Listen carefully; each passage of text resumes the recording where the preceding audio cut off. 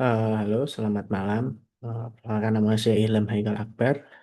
Hari ini untuk ujian akhir semester genap tahun ajaran 2024-2025, saya akan membahas tentang eh, eh, eh, hmm, tentang estetika humanisme sesuai dengan soal yang sudah ada di sini. Saya akan membahas tentang eh, anger management.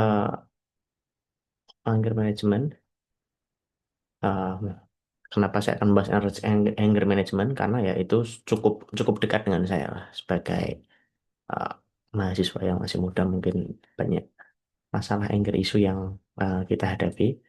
Kenapa saya bilang wajar? Karena memang marah itu manusiawi ya, manusiawi tapi itu bisa dikelola. Kita kan belajar mengelola emosi tanpa menyakiti diri dan orang lain. Kita akan mulai dengan sebuah cerita saya sendiri.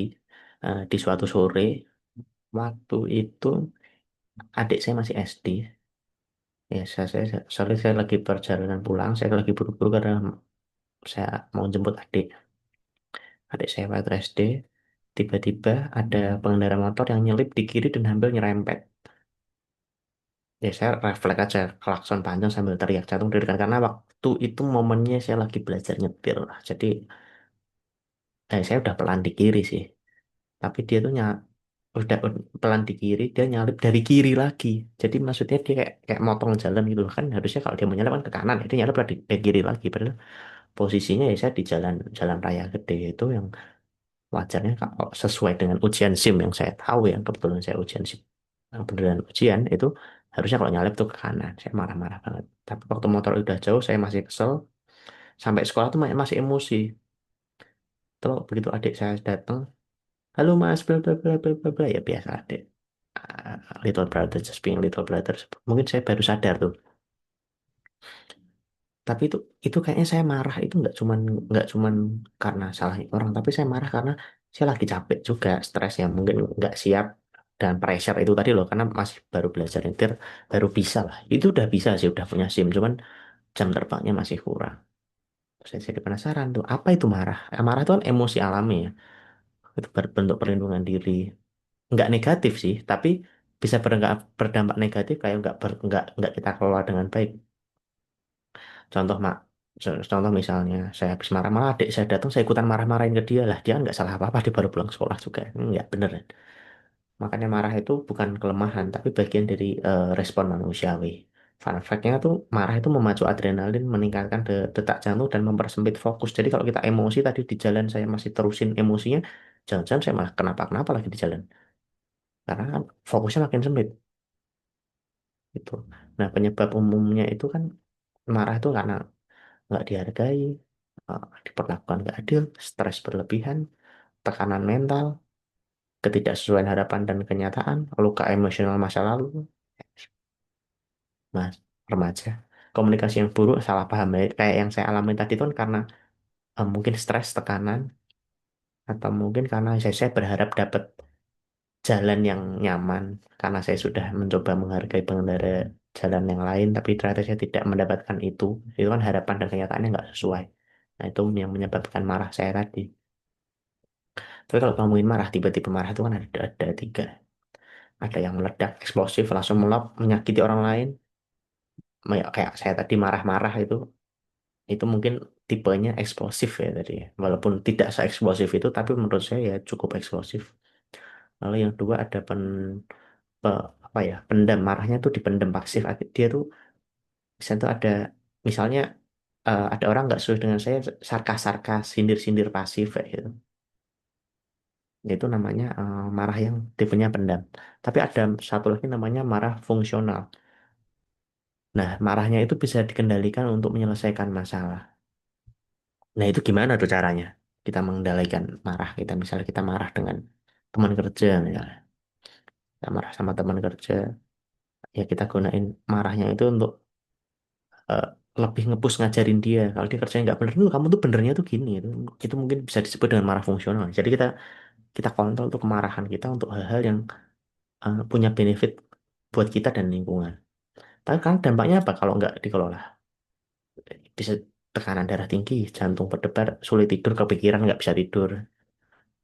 Hubungan sosial retak, bisa konflik berulang kalau kita sarkas-sarkas doang, nggak mencoba memperbaiki dengan padahal kita udah punya bensin kemarahannya tadi sama temen jadi kayak eh lah kamu nggak ngajarin aku nggak bisa kayak kita karena kalau kita cuma sarkas-sarkas doang nggak ngajarin ya itu bisa bikin konflik retak terus nanti ada lagi konflik-konfliknya berulang. Lalu yang ketiga, nggak minum dulu, haus tiba-tiba.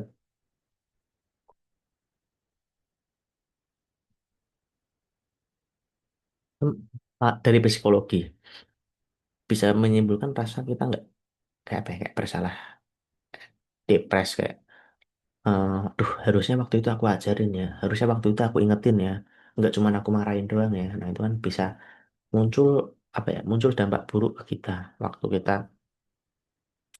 setelah setelah marahnya. Karena marah itu kan energi, jadi itu harus diarahkan, jangan dihancurkan. Ya karena nggak bisa juga marah itu dihancurkan. You will not be punished for your anger, but you will punished by your anger. Jadi maksudnya kita kita tuh nggak dapat kena hukuman dengan kita marah. Tapi kalau kita kita kalau kita marah tuh kita nggak kena hukuman, tapi kita akan dihukum sama marahnya kita sendiri. Jadi jangan sampai marahnya itu menghancurkan kita sendiri seperti itu. Kata Buddha.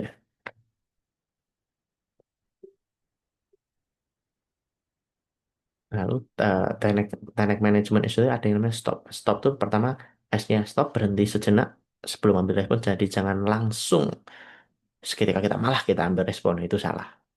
Yang kedua ada yang namanya take a breath. Kita menenangkan diri, nafas dulu. Ya yang ketiga ada O namanya observe. Kita harus sadar tuh perasaanmu tuh kenapa tanpa tanpa kita harus ngejudge. Jadi jangan-jangan kita yang salah. Lalu yang keempat ada namanya proses mindfully. Jadi kita harus dengan tenang mengambil keputusan dengan tenang. Tambahan j- tambahan dengan tambahan waktu tadi kan harusnya kita bisa berpikir dulu jadi melakukan keputusan, melakukan respon itu dengan tenang. Teknik komunikasi saat marah itu yang penting. Gunakan I statement atau daripada kita gunakan you statement. Kayak aku merasa bla bla bla. Aku tuh ngerasa kamu tuh nggak pas kalau kayak gini. Aku ngerasa itu kamu kurang aware kalau gini. Jangan pakai kata kamu tuh selalu bikin salah, kamu tuh bodoh. Kita harus menghindari itu. Karena apa? Karena dengan komunikasi yang tepat, dengan komunikasi yang benar, kita tuh bisa menghindari m- menyalahkan dan menggeneralisir. Jadi lawan bicara kita tidak tersinggung, kita bisa lebih kontrol situasi itu. Tambah lagi kalau kita bicara dengan waktu yang tepat, jadi nggak perlu langsung marah sekarang, ngingetin sekarang. Tunggu aja dulu biar kita menenangkan diri.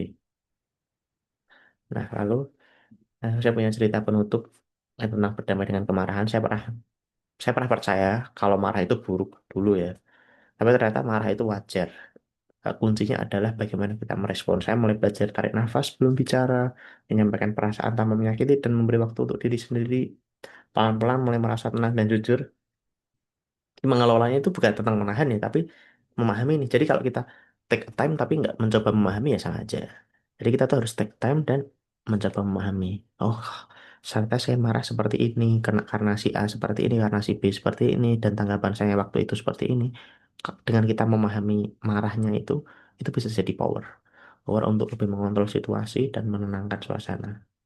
Ya, jadi mari kita berlatih. Bayangin kamu sedang marah pada sahabatmu, apa yang kamu katakan dengan teknik yang kita pelajari.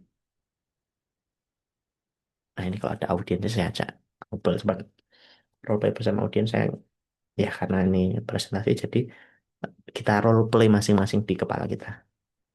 Lalu untuk penutupnya, marah itu wajar, bisa dikendalikan dengan teknik yang tepat. Komunikasi sehat adalah kunci. Kalimat terakhir dari saya, marah itu bukan dihilangkan, tapi untuk dikenali dan dikendalikan. Selamat malam.